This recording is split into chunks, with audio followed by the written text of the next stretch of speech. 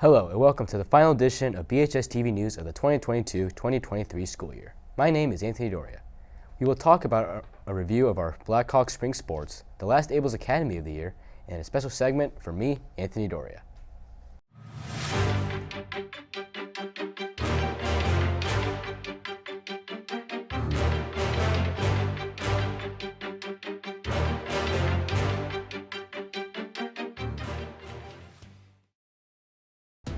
I'm Reese Bedness, and this is your BHS-TV Sports Report. Let's kick things off with the girls soccer team and reigning state champs, who are currently holding a remarkable 8-3-1 record. They recently secured the district championship on Thursday, displaying their exceptional skills and determination. Now shifting gears to boys baseball, they've had an impressive season with a solid record of 25-10-2. They're eager to capitalize on their success and make a strong playoff run this year. Moving on to girls lacrosse, they've been an unstoppable force on the field with an outstanding record of 15-1. They are poised to put up a fierce fight in the playoffs and fight for that state champ title. And last but certainly not least, we have the Bloomfield Hills girls softball team, who won their district on Saturday, June 3rd. Good luck to the team on June 10th at regionals. With another exhilarating spring sports season, our high school athletes showcased their talent, resilience, and unwavering dedication. From the triumphant victories to the hard-fought battles, they left everything on the field. This has been our sports report with Reese Bedness. Abel du Chateau for the final edition of Abel's Academy.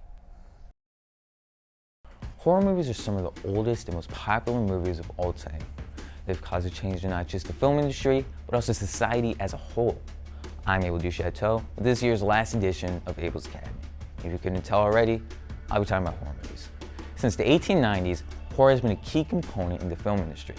Many believe that the first horror movie of all time was a French film called The House of the Devil, which came out in 1896. However, horror movies have changed in the past 130 years, with a drastic increase in popularity since the 1970s. Filmmakers have created different horror subgenres. Some popular examples are psychological horror, slasher movies, splatter movies, comedic horror, and zombie apocalypse films. Horror films also have a history of reflecting what society fears most at the time.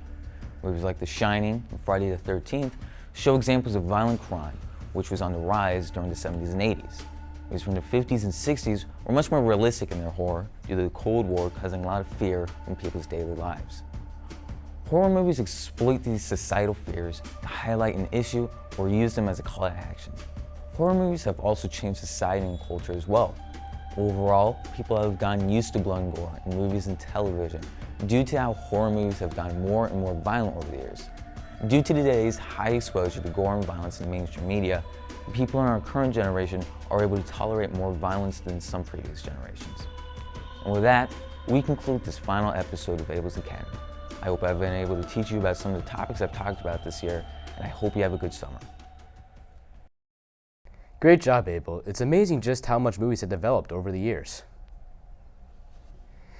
We begin talking today about the beloved Apple TV series, Ted Lasso. The season 3 finale for the show aired on May 31st and certainly didn't disappoint. But most fans were left wondering if this would be the end of the show. While there has been no official word, writer and star of the show, Jason Sudeikis, has said that it is the end. Quote, "This story is done. It sounds like such a political answer, but it's the truth. We only conceived these 3 seasons, then this thing became this big old thing." End quote.